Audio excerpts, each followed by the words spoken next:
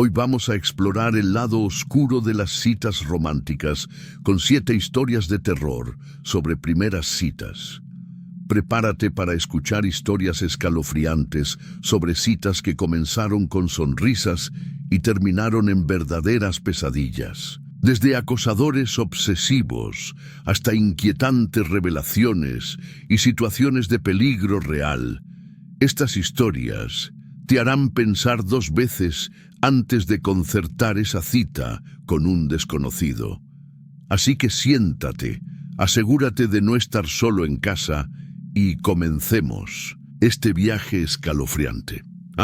Y antes de que aparezca tu próximo partido, aprovecha para suscribirte al canal, activa la campanita y deja tu me gusta. Esto realmente ayuda al canal y garantiza que no te pierdas ningún contenido aterrador como este. ¿Vamos? El perfil perfecto, el caso de Claire Donovan, ha sido documentado por la policía de Escocia como uno de los incidentes más inquietantes relacionados con aplicaciones de citas en la historia reciente de la ciudad. Los acontecimientos de esa noche fueron reconstruidos a partir de testimonios de supervivientes, registros digitales y pruebas forenses. Claire, una profesora de literatura de 32 años, se había mudado a Edimburgo 6 meses antes, tras terminar una relación de larga duración. Siguiendo el consejo de unos amigos, creó un perfil en la aplicación Connect para conocer gente en la nueva ciudad. Fue entonces cuando encontré el perfil de Malcolm, informó Claire más tarde. Me parecía demasiado perfecto. Médico, voluntario para proyectos humanitarios, apasionado de la literatura clásica como yo. Después de 2 semanas de intensas conversaciones, Malcolm sugirió reunirse en Blackwell's, un elegante restaurante en el centro histórico. Claire aceptó, emocionada ante la perspectiva de conocer finalmente al hombre que parecía encajar tan perfectamente con ella. Malcolm llegó al restaurante a tiempo. Era exactamente como en las fotos. Alto, cabello gris en las sienes, penetrantes, ojos verdes. Hablaba libremente sobre medicina, viajes y literatura, exactamente como lo había hecho en línea. Algo empezó a molestarme durante la cena, dijo Claire. Pequeñas inconsistencias en sus historias. Mencionó haber estudiado en Oxford, pero cuando le pregunté sobre un profesor famoso allí, pareció confundido. Dijo que trabajaba en el 1900 Royal Infirmary, pero no sabía sobre el nuevo anexo del hospital que había visitado recientemente. Claire notó otros detalles inquietantes. Malcolm evitó preguntas específicas sobre su vida profesional, desviando la conversación hacia temas más generales. Cuando un camarero lo llamó por su nombre, tardó unos segundos en responder, como si no estuviera acostumbrado a que lo llamaran Malcolm. El punto de inflexión se produjo cuando Claire mencionó un artículo reciente sobre medicina humanitaria. Quizás lo hayas leído. Apareció en The Lancet el mes pasado, comentó. Malcolm estuvo de acuerdo con entusiasmo y describió los detalles del supuesto artículo que Claire había inventado en ese momento. Me di cuenta de que estaba ante alguien que mentía sistemáticamente, explicó, pero no entendí de inmediato por qué. Sospechando, Claire fue al baño y rápidamente buscó el nombre completo que Malcolm le había proporcionado. No encontró ningún médico registrado con ese nombre en Escocia. Aún más inquietante, encontró una vieja noticia sobre un médico con un nombre similar que había desaparecido durante un viaje de trabajo en África 8 meses antes. Las fotos del médico desaparecido eran idénticas a las del perfil de Malcolm. Intentando mantener la calma, Claire regresó a la mesa y cambió sutilmente su enfoque. Comenzó a hacer preguntas más específicas sobre la vida de Malcolm, notando cómo construía historias elaboradas para evitar detalles concretos. Cuando se le preguntó sobre su familia, mencionó una hermana en Glasgow, información que contradecía lo que había dicho anteriormente sobre ser hijo único. Cada respuesta abrió más agujeros en su narrativa, informó Claire. Era como ver cómo un castillo de naipes se desmoronaba lentamente. Durante el postre, Claire recibió un mensaje de una amiga a quien le había enviado el lugar y los detalles de la reunión. El amigo investigó más a fondo y descubrió algo alarmante. El verdadero Dr. Malcolm Sinclair llevaba oficialmente 8 meses desaparecido y la policía sospechaba de un secuestro. Claire decidió confrontarlo indirectamente. «Debe ser difícil mantener su práctica médica con tantos viajes humanitarios, Dr. Sinclair», comentó casualmente, usando el apellido que nunca había mencionado durante la cena. La reacción fue inmediata. Un destello de pánico cruzó su rostro antes de ser reemplazado por una sonrisa forzada. «En realidad es el Dr. Sinclair Hughes, Malcolm Sinclair Hughes», corrigió, visiblemente incómodo. En ese momento, Claire supo que necesitaba salir de allí. Fingiendo una llamada de trabajo urgente, logró terminar la cena antes de tiempo. Malcolm insistió en acompañarla a casa, pero ella se negó rotundamente, alegando que un colega la recogería.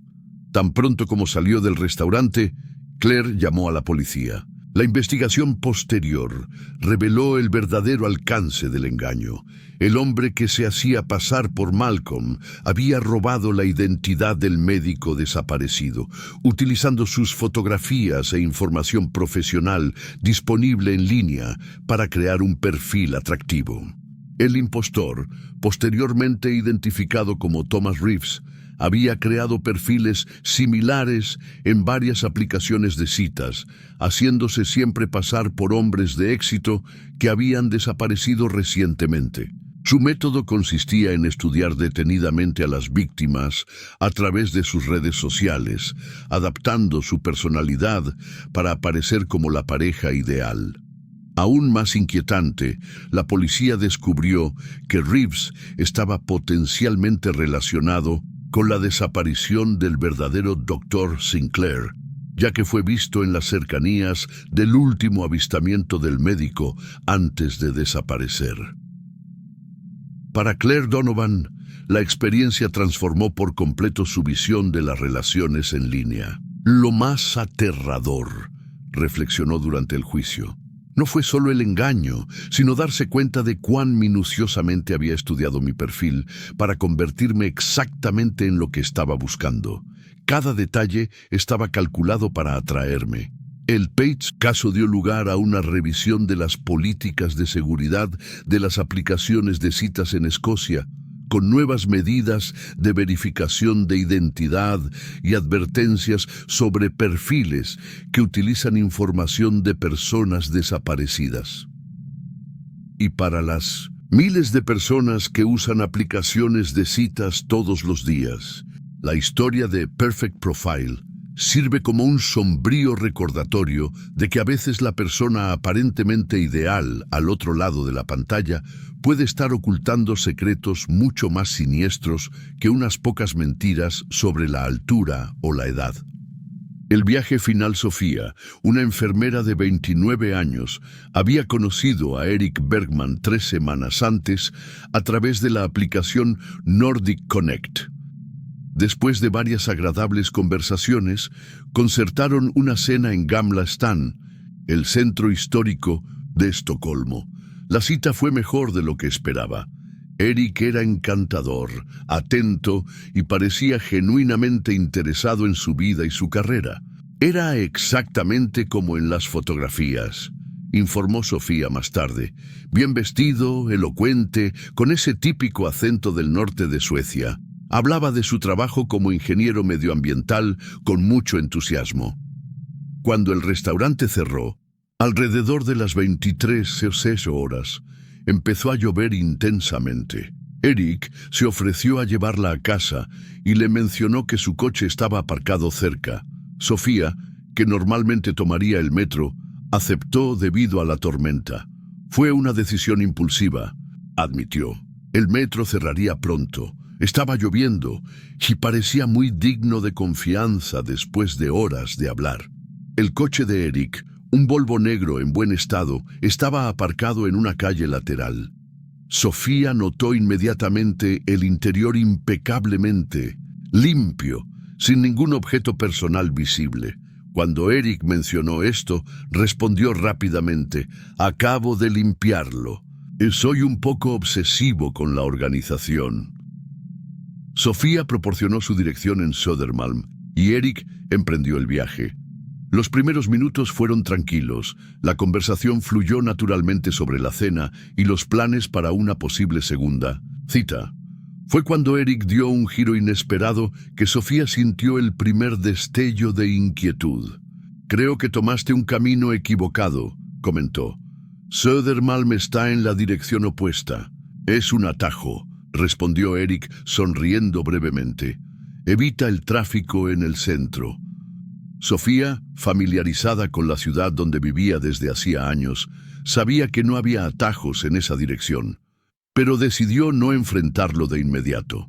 En cambio, activó discretamente la opción de compartir ubicación en su teléfono celular y se lo envió a su hermana con el mensaje: «Estoy en un auto con una cita. Si no respondo en 30 minutos, llama a la policía». A medida que avanzaban, Sofía se dio cuenta de que se alejaban cada vez más de la ciudad, hacia la zona boscosa de Nakareserbatet. La lluvia se intensificó, reduciendo la visibilidad y volviendo aún más sombría la carretera desierta. Eric había dejado de hablar, concentrándose en conducir con una intensidad inquietante. «Realmente estás yendo en la dirección equivocada», dijo Sofía con firmeza. «Quiero que regreses a la ciudad ahora». Eric no respondió de inmediato. Cuando finalmente habló, su voz había cambiado sutilmente, más fría, más controlada. «Solo quiero mostrarte un lugar especial. No tomará mucho tiempo». Fue en ese momento que Sofía notó algo en la consola entre los asientos. Una pequeña pulsera colorida hecha a mano, parcialmente visible debajo de un mapa. Reconoció el estilo distintivo, idéntico a las pulseras vendidas por un artesano local en el mercado de Södermalm. Con un escalofrío, recordó una noticia reciente sobre Lisa Ek, una joven que desapareció 3 semanas antes después de un encuentro en línea. El informe mencionó que Lisa siempre usaba coloridas pulseras hechas a mano, su marca registrada. Sofía decidió actuar. Fingiendo buscar algo en su bolso, discretamente abrió su celular y llamó a emergencias, dejando la línea abierta sin hablar. Al mismo tiempo, se dio cuenta de que Eric había cerrado las puertas del coche con el mando central. «Necesito ir al baño», dijo, tratando de mantener la voz tranquila. «¿Podemos parar en la próxima gasolinera?» «No hay gasolineras por aquí», respondió Eric, acelerando ligeramente. «Ya casi llegamos». El camino se volvió cada vez más estrecho y desierto, adentrándose en una zona de denso bosque. Sofía se dio cuenta de que necesitaba crear una oportunidad de inmediato. Cuando Eric redujo la velocidad para tomar una curva cerrada, ella fingió un repentino ataque de náuseas. «Me voy a enfermar», exclamó inclinándose dramáticamente hacia adelante. «Por favor, detén el auto». De mala gana, Eric se acercó al estrecho arcén. En el momento en que abrió las puertas, Sofía abrió la suya y corrió hacia el bosque, abandonando su bolso, pero llevando su teléfono celular firmemente en la mano. Estaba furioso, recuerda Sofía. Lo oí gritar mientras corría entre los árboles. La lluvia amortiguó los sonidos, pero pude oír el tronco abriéndose. Escondida entre la densa vegetación, Sofía finalmente habló por el teléfono de emergencia, susurrando su situación y ubicación aproximada. El operador le indicó que permaneciera oculta mientras enviaban los vehículos. Durante casi 40 minutos, Sofía permaneció inmóvil en el bosque oscuro, escuchando a Eric llamarla con voz falsamente preocupada. «¿Sofía? ¿Dónde estás? Estoy preocupado. Lo entendiste todo mal». Cuando finalmente sonaron las sirenas a lo lejos, las llamadas cesaron abruptamente. Sofía escuchó el coche arrancar a gran velocidad. La policía encontró a Sofía temblando de frío y miedo, pero físicamente ilesa. Una búsqueda en la zona reveló algo inquietante. A menos de 200 metros de donde se había detenido el coche, había una cabaña abandonada con signos de uso reciente. En el interior encontraron pruebas que vinculaban el lugar con 3 mujeres desaparecidas en los últimos 6 meses, incluidas las pertenencias personales de Lisa Ek. Erik Bergman, cuyo nombre real era Anders Nilsson. Fue capturado 2 días después cuando intentaba cruzar la frontera hacia Noruega. En su apartamento, la policía encontró documentos falsos, herramientas de inmovilización y un diario que detallaba sus encuentros, incluida información inquietante sobre mujeres que nunca fueron denunciadas como desaparecidas. Para Sofía Lindgren, la experiencia transformó permanentemente su visión de las relaciones en línea.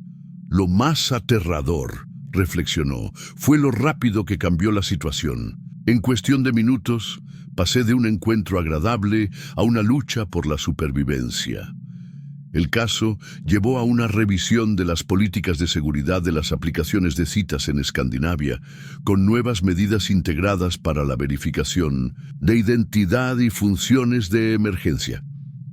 Apartamento 302. Alejandra, una fotógrafa de 28 años, había conocido a Miguel Herrera a través de la aplicación Conecta 3 semanas antes. Luego de varias estimulantes conversaciones sobre arte y fotografía, programaron una cena en un restaurante del histórico barrio de Coyoacán. El encuentro superó sus expectativas. Miguel era encantador, culto y mostraba un interés genuino en su trabajo. Tenía un conocimiento impresionante de la fotografía, informó más tarde Alejandra. Hablaba de composición y luz como un profesional. Citaba a fotógrafos que yo admiraba. Parecía perfecto. Después de cenar, Miguel sugirió continuar la conversación en su departamento, donde tenía una colección de libros de fotografía raros que le gustaría mostrarle. Alejandra, normalmente cautelosa, se sintió cómoda después de horas de amena conversación y aceptó la invitación. El apartamento 302, ubicado en un edificio antiguo del barrio Roma Norte, era espacioso y elegantemente decorado con fotografías artísticas en las paredes. Miguel se ofreció a preparar bebidas mientras Alejandra exploraba su impresionante estantería. Fue entonces cuando noté algo extraño, dijo Alejandra.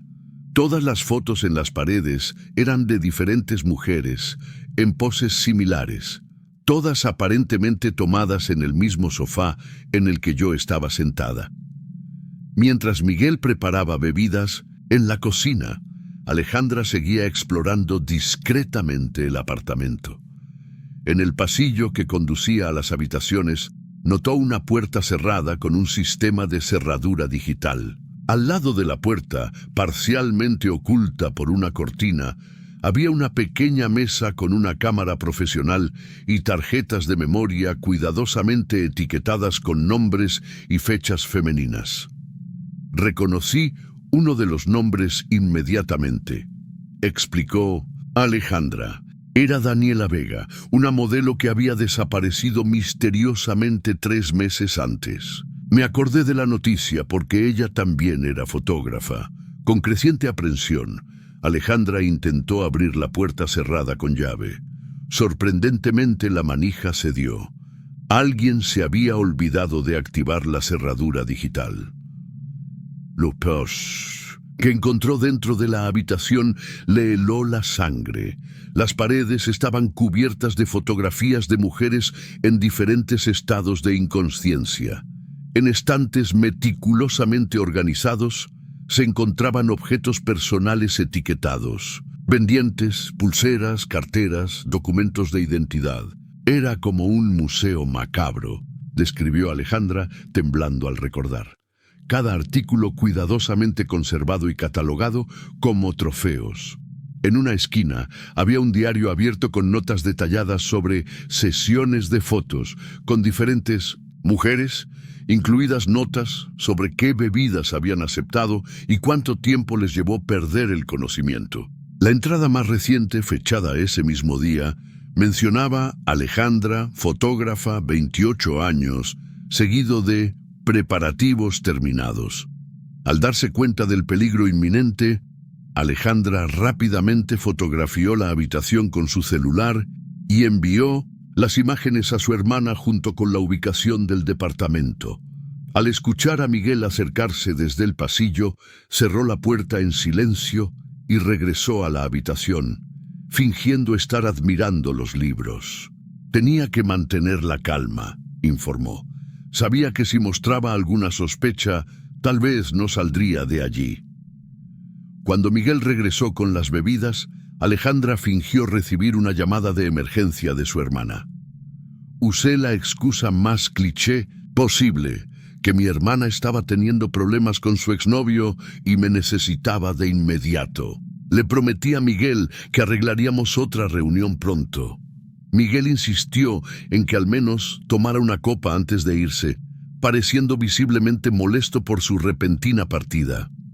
Alejandra fingió tomar un sorbo, pero no tragó el trago. Al salir, notó que Miguel la observaba intensamente desde la ventana mientras caminaba hacia su auto. En lugar de regresar a casa, Alejandra condujo directamente a la comisaría más cercana. La policía, tras comprobar las fotos en su móvil, organizó un operativo inmediato. Cuando llegaron al apartamento 302, encontraron a Miguel borrando pruebas y preparándose para huir. La investigación posterior reveló el verdadero alcance del horror. Miguel Herrera, cuyo nombre real era Javier Sánchez, había atraído al menos a 9 mujeres a su apartamento durante los últimos 2 años. Utilizando sus conocimientos de fotografía como cebo, drogaba a sus víctimas y realizaba sesiones mientras estaban inconscientes. Algunos fueron posteriormente transportados a un lugar secundario, donde permanecieron durante distintos períodos antes de desaparecer permanentemente. Las autoridades encontraron evidencia que vincula a Sánchez con la desaparición de 5 mujeres, incluida Daniela Vega. En su computadora había carpetas organizadas con fotografías de cada víctima y registros detallados de sus encuentros. Aún más inquietante es que se descubrió que compartía algunas de estas imágenes en oscuros foros de Internet, donde recibía órdenes de tipos específicos de víctimas. Para Alejandra Morales, la experiencia transformó permanentemente su visión de las relaciones online. Lo más aterrador, reflexionó durante el juicio, fue darme cuenta de cómo utilizaba nuestros intereses comunes como arma. La fotografía, que siempre había sido mi pasión, casi se convirtió en mi sentencia de muerte. El caso llevó a una revisión de las políticas de seguridad de las aplicaciones de citas en México, con nuevas medidas de verificación de identidad y funciones de emergencia integradas. También destacó la importancia de compartir la ubicación con personas de confianza cuando se conoce a extraños.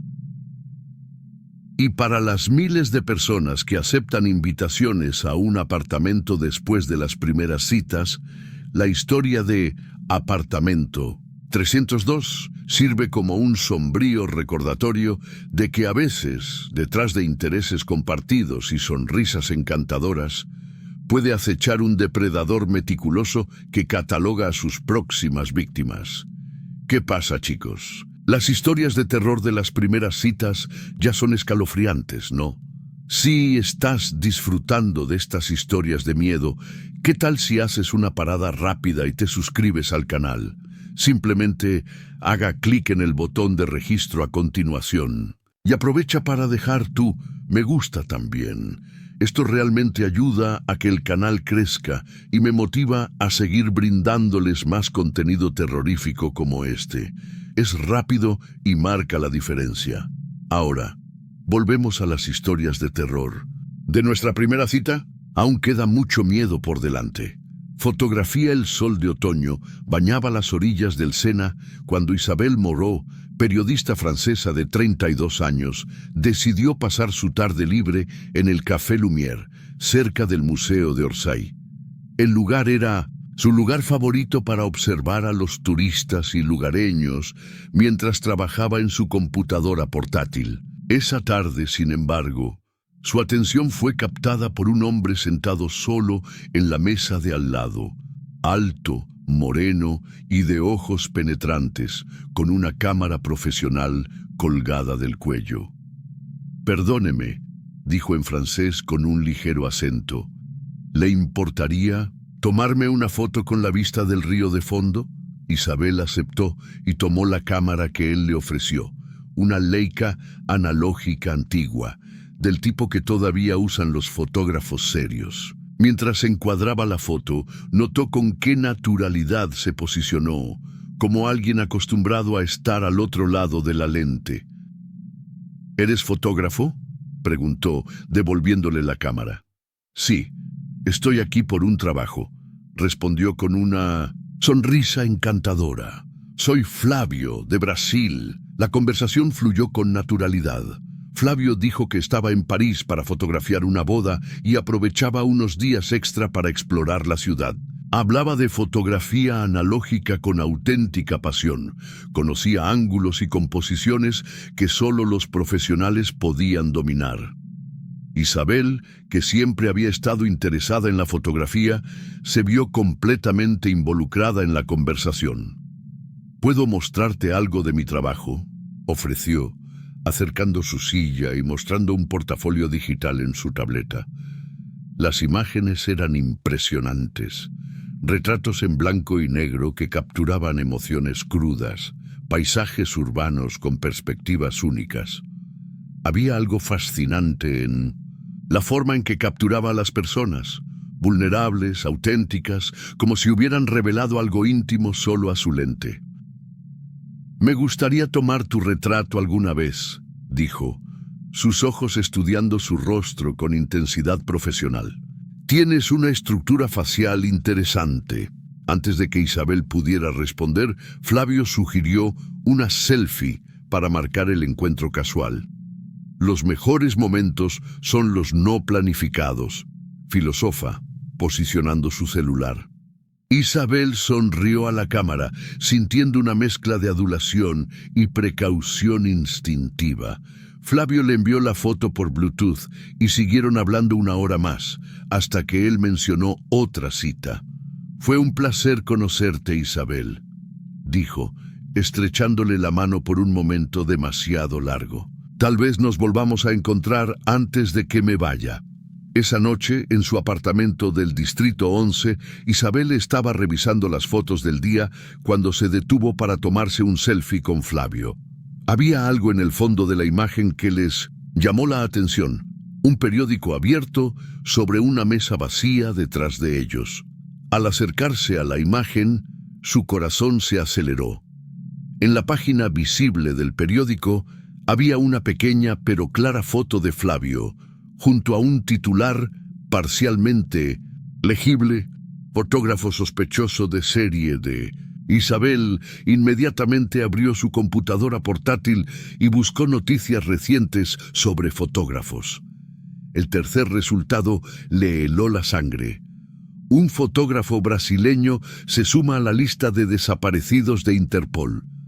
La foto mostraba inequívocamente a Flavio, identificado como Flavio de Castro Souza, de 36 años, desaparecido en París desde el 26 de noviembre.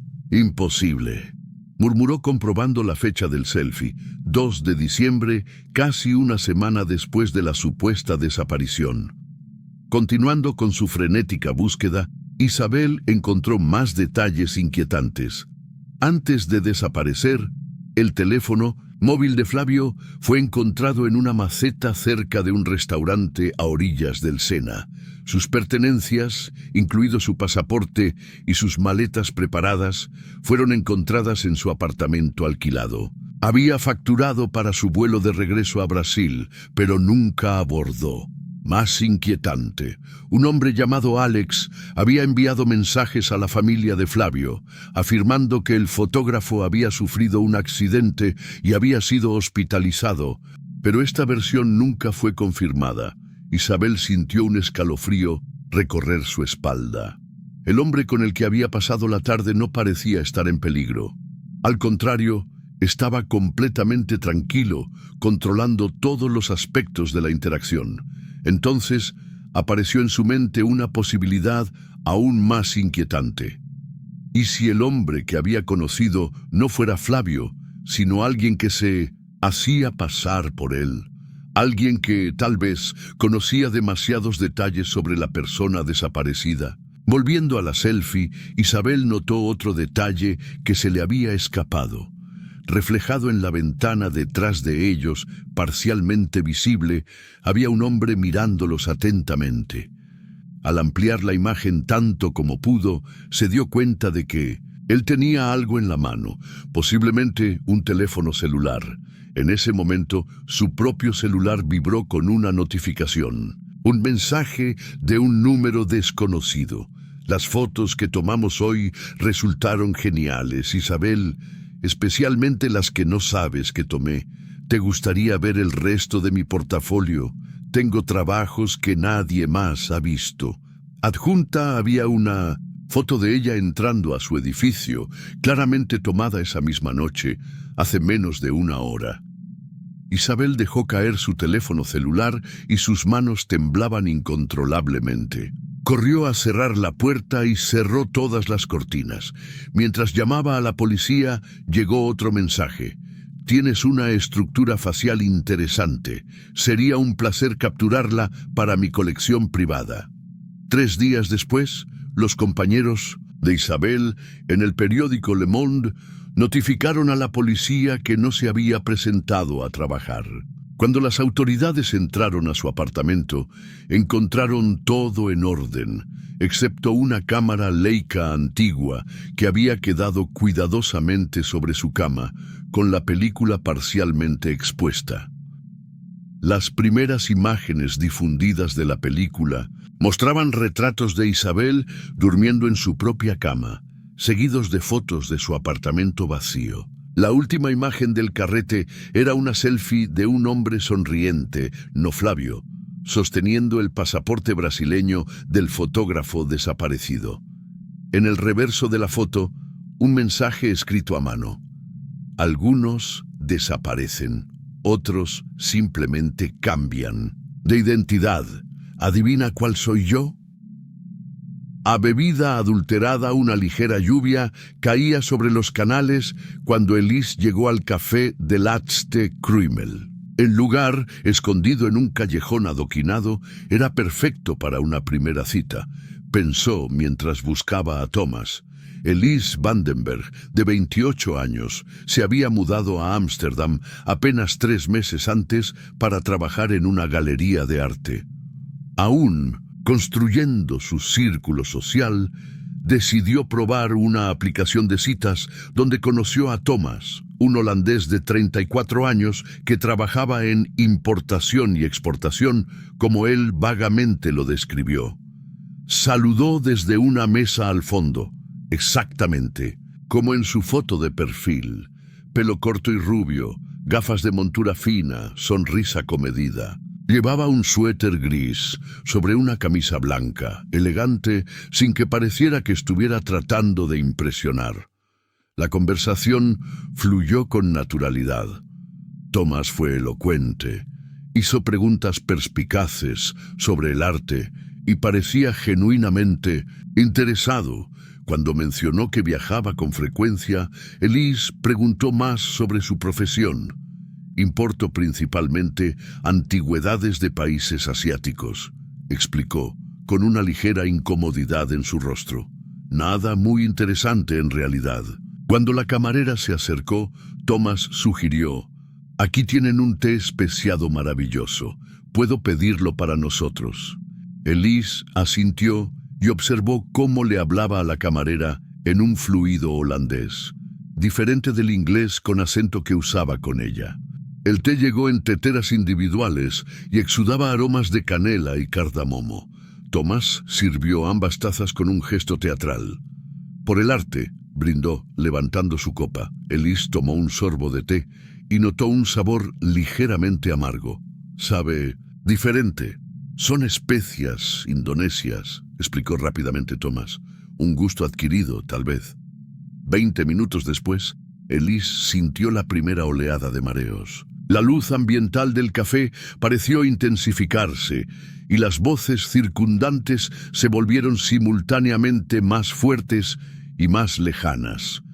Intentó concentrarse en el rostro de Thomas, que ahora parecía estar observándola con intensidad clínica.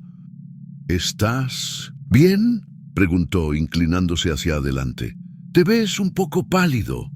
Estoy un poco mareada, admitió, tratando de levantarse. Tal vez necesito un poco de aire fresco. Thomas rápidamente rodeó la mesa para ayudarla. Déjame acompañarte afuera. Mientras la guiaba hacia la puerta, Elise notó que sentía las piernas pesadas, desconectadas de su cuerpo. La habitación giró ligeramente. Algo andaba mal, terriblemente mal. En el pequeño baño donde Thomas la llevó a recuperarse, Elise luchaba por mantener la conciencia. A través de la niebla que invadió su mente, vio a Thomas sacar un segundo teléfono de su bolsillo. No el teléfono inteligente que había usado antes, sino un modelo básico más antiguo. Rápidamente escribió un mensaje murmurando: mercancía lista. Ubicación habitual. 1 hora. Fue en ese momento que Elise se dio cuenta del verdadero peligro. Reuniendo lo último de sus fuerzas, dejó caer deliberadamente su bolso, esparciendo el contenido por el suelo. Mientras Thomas se inclinaba para recoger los artículos, presionó el botón de emergencia de su reloj inteligente, una función que su hermana había insistido en que configurara. «Lo siento», murmuró, fingiendo estar más afectada de lo que realmente estaba. «Estoy tan confundida». Thomas sonrió, pero la sonrisa no llegó a sus ojos. «No te preocupes. Estarás descansando pronto». Cuando se dio vuelta, Elise notó una pequeña cicatriz detrás de su oreja que no era visible en las fotos de perfil. También notó que de vez en cuando adoptaba un acento diferente. No holandés, tal vez de Europa del Este. «¿Puedes caminar?», preguntó, sujetándote el brazo con fuerza. «Mi coche está cerca». «¿A dónde vamos?», logró preguntar, prolongando deliberadamente sus palabras. «A un lugar seguro», respondió él, guiándola hacia la salida trasera. La lluvia se había intensificado, creando un telón perfecto para pasar desapercibido. Thomas prácticamente estaba arrastrando a Elise por el callejón hacia una camioneta blanca. Un hombre esperaba al volante con el motor en marcha. Fue entonces cuando sonaron las sirenas, acercándose rápidamente. Thomas se quedó helado y apretó con más fuerza el brazo de Elise. «Policía», murmuró, mirando frenéticamente. Luego al conductor. «Ve, te espero en el punto B». La camioneta arrancó, dejando a Thomas solo con Elise bajo la lluvia. La empujó bruscamente hacia el callejón, pero sus piernas cedieron y cayó al suelo mojado. Levantarse, siseó, habiendo desaparecido toda pretensión de bondad. En ese momento, los faros iluminaron la entrada del callejón y voces autoritarias gritaron en holandés. Thomas dudó durante un segundo crucial, luego soltó a Elise y corrió en la dirección opuesta. Cuando Elise recuperó completamente el conocimiento, estaba en una cama de hospital. Su hermana le tomó la mano con los ojos enrojecidos por el llanto. Las pruebas identificaron una combinación de drogas en su organismo, incluido el GHB y un sedante rara vez visto en Europa. El Thomas que había conocido no existía. El perfil había sido creado 3 semanas antes, utilizando fotografías manipuladas. La camioneta fue encontrada abandonada 2 días después y contenía pasaportes falsos y equipo de sedación. Las huellas dactilares coincidían con las de un hombre buscado en 5 países por trata de personas. Más tarde, Elise se enteró de que ella no era la primera víctima. Otras 3 mujeres habían desaparecido tras encuentros en cafés de Ámsterdam. Durante los últimos 2 meses, todos jóvenes profesionales recién llegados a la ciudad, todos viviendo solos, excepto Elise, cuya hermana había insistido en el reloj con botón de emergencia. 6 meses después, Elise todavía saltaba cuando desconocidos se sentaban a su lado en los cafés. Todavía revisó sus bebidas. Aún así, envió su ubicación a su hermana. Y todavía se preguntaba cuántos otros no habían tenido tanta suerte. Cuántas mercancías habían sido transportadas sin dejar rastro, con sus caras en carteles descoloridos en los que ya nadie se fijaba. El hombre que se hizo pasar por Thomas nunca fue capturado. La cita a ciegas, una ligera lluvia, caía sobre las calles adoquinadas cuando Daniel MacGregor llegó a The Witchery, un restaurante a la sombra del castillo de Edimburgo. El lugar, conocido por su atmósfera gótica y su iluminación a la luz de las velas, no habría sido su primera opción para una cita a ciegas. Pero Karen, una colega del hospital donde trabajaba como cirujano, había insistido en que sería perfecto. Ella es exactamente tu tipo, había asegurado Karen. Inteligente, independiente, os llevaréis genial. A Daniel no le entusiasmó la idea. A los 36 años, tras un divorcio complicado, preferí mantener relaciones sencillas. Pero Karen había sido insistente, mencionando que la misteriosa Elaine era una amiga cercana que había llegado recientemente a la ciudad. Al entrar al restaurante, Daniel vio a una mujer sentada sola que coincidía con la descripción. Cabello castaño, vestido negro, alrededor de 30 años. Elaine levantó la vista y sonrió, una sonrisa que no llegó a sus ojos oscuros. Daniel, finalmente nos conocimos. Había algo extraño en la forma en que dijo, por fin, como si hubiera estado esperando este momento durante mucho tiempo. La conversación inicial siguió el guión habitual. Trabajo, intereses, lugares favoritos. Elaine fue elocuente y hizo preguntas perspicaces. Trabajó en consultoría, aunque se mantuvo vago en los detalles. Fue durante la segunda copa de vino que Daniel notó algo desconcertante. Entonces, ¿cómo te sientes después de tu cirugía? De bypass ya son 3 años, ¿verdad?, preguntó casualmente. Daniel se quedó helado. Nunca había mencionado su cirugía cardíaca. Era un tema que evitaba discutir. ¿Cómo sabes esto?, preguntó, tratando de mantener la voz tranquila. Elaine volvió a sonreír. Karen lo mencionó. Dijo que fue una recuperación difícil. La explicación era plausible, pero algo no parecía correcto. Karen era nueva en el hospital y Daniel nunca había hablado con ella de su condición médica. Curioso, ¿qué más te dijo Karen sobre mí? Oh, varias cosas. Que te gusta caminar por las Highlands los domingos, que prefieres el café negro por la mañana, pero el té por la tarde, que tienes una pequeña cicatriz encima de la ceja izquierda de cuando te caíste de un árbol cuando tenías 9 años. Cada detalle era correcto, y cada uno de ellos era algo que Daniel nunca había compartido con Karen. Interesante. ¿Y cómo se conocieron ustedes dos? Elaine vaciló brevemente. En la universidad. Éramos compañeros de cuarto.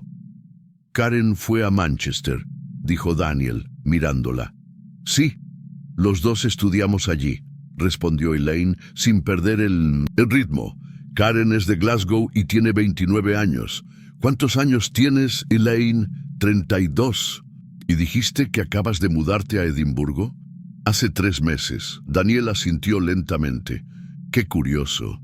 Karen se mudó aquí hace solo 6 semanas y me dijo que eras una vieja amiga de Edimburgo. La sonrisa de Elaine vaciló. Tal vez hubo algún malentendido.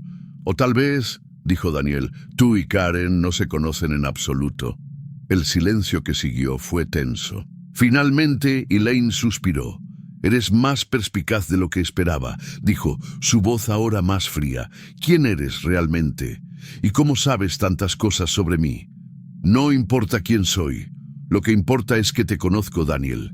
Sé que duermes en el lado izquierdo de la cama. Sé que tienes una colección de relojes antiguos de tu abuelo. Sé que todavía estás en contacto con tu ex esposa, a pesar de que les dices a todos que el divorcio fue hostil. Un escalofrío recorrió a Daniel. Cada palabra era cierta. ¿Qué deseas?, preguntó casi susurrando. Acabo de conocerte mejor. He seguido tu carrera durante mucho tiempo. Tus artículos sobre técnicas de cirugía cardíaca son fascinantes. ¿Es usted médico? No exactamente. Digamos que tengo un interés especial en gente interesante. Daniel miró su teléfono y consideró llamar a la policía, pero Elaine se dio cuenta. No sería prudente, dijo en voz baja. Eso solo complicaría las cosas. Esta reunión ha terminado, respondió Daniel con firmeza. Elaine sonrió. Como desees, pero seguiré observando tu carrera con gran interés. Daniel se fue rápidamente, sintiendo que su mirada lo seguía. Al día siguiente confrontó a Karen, quien parecía genuinamente confundida. ¿Qué cita a ciegas? Nunca te invité nada. Y no conozco a nadie llamado Elaine. Una semana después, Daniel recibió un pequeño paquete en su oficina. Dentro había una réplica perfecta de su reloj favorito de su colección, uno que guardaba bajo llave en casa. Había una tarjeta adjunta. Hasta nuestra próxima reunión, Daniel. Nunca descubrió la identidad de Elaine, pero desde esa noche nunca ha dejado de sentirse observado. Y cada vez que veía a una mujer de cabello castaño en las sombras, su corazón se aceleraba, no con anticipación, sino con puro terror. A casa de campo la nieve caía suavemente sobre las montañas mientras Maya estacionaba su auto en el camino de entrada de la apartada cabaña. Después de 3 semanas de conversaciones en línea con Ethan, un fotógrafo de Denver que conoció en una aplicación de citas, finalmente aceptó su invitación para pasar un fin de semana en una cabaña cerca de Pikes Peak, que él le aseguró que era el lugar perfecto para desconectarse y conocerse mejor. Maya, una profesora de literatura de 31 años, normalmente sería más cautelosa, pero algo en la forma en que Ethan hablaba de fotografía, naturaleza y literatura clásica la había convencido. Además, le había enviado su ubicación exacta a su hermana y había acordado realizar controles diarios, precauciones básicas para conocer gente que había conocido en línea. La cabaña era exactamente como en las fotos, una estructura rústica, de madera rodeada de pinos, con un porche envolvente y humo saliendo de la chimenea. Ethan ya había llegado temprano para preparar todo, según explicó vía mensaje. Cuando Maya salió del auto, Ethan apareció en la puerta, luciendo exactamente igual a sus fotos de perfil, alto, barba bien recortada, ojos azules penetrantes. Su sonrisa parecía genuinamente cálida mientras ayudaba con las bolsas. «Bienvenido al paraíso», dijo, llevándola al interior. «Espero que el viaje no haya sido demasiado agotador». El interior de la cabaña era acogedor, con una chimenea crepitante, cómodos sofás y una cocina pequeña pero bien equipada. Ethan había preparado chocolate caliente y le mostró a Maya la habitación de invitados donde se hospedaría. «Quiero que te sientas completamente a gusto», explicó, sin presión. Durante la cena, un guiso que Ethan había preparado, la conversación fluyó con naturalidad, exactamente como en las videollamadas que habían realizado. Él habló de sus viajes fotográficos, ella de sus alumnos y libros favoritos. Todo parecía perfecto. Fue cuando Maya pidió usar el baño que notó la primera señal extraña. En el pasillo, vio una puerta parcialmente abierta que Ethan no había mostrado durante el recorrido por la cabaña. En el interior, vislumbró lo que parecía ser un colchón en el suelo y algo que parecían cuerdas. Cuando regresó a la habitación, Ethan estaba revisando su teléfono, pero rápidamente lo guardó cuando la vio. «¿Todo está bien?», preguntó, con una nota de tensión en su voz. Sí, respondió Maya, decidiendo no mencionar lo que había visto. Solo un poco cansado por el viaje. Mientras Ethan lavaba los platos, Maya fingió revisar su teléfono, pero en realidad tomó fotos discretamente de la habitación, notando detalles que inicialmente se habían pasado por alto. Marcas de desgaste en la puerta principal, lo que parecía ser una mancha oscura mal limpiada en la alfombra, y lo más inquietante, lo que parecía ser una pequeña cámara escondida en la estantería. «Aquí no hay señal», comentó Ethan casualmente regresando de la cocina, uno de los encantos de estar aislado. «Pero tengo internet satelital para emergencias». Maya forzó una sonrisa. «Por supuesto, mi hermana ya sabe que no podré registrarme. Hoy». Una sombra cruzó brevemente el rostro de Ethan. «¿Le dijiste a alguien que estarías aquí conmigo?» «Solo a mi hermana», respondió Maya, observando de cerca su reacción. «Ella es súper protectora». Ethan, visiblemente relajado. «Es comprensible. Hoy en día nunca se es demasiado cuidadoso». Cuando Maya pidió salir a caminar antes de acostarse, Ethan dudó. «Está muy oscuro y frío. Y en esta época del año hay osos. Es mejor dejarlo para mañana». Más tarde, mientras fingía prepararse para ir a la cama, Maya probó discretamente la ventana del dormitorio solo para descubrir que estaba cerrada con clavos desde adentro. La puerta del dormitorio no tenía cerradura.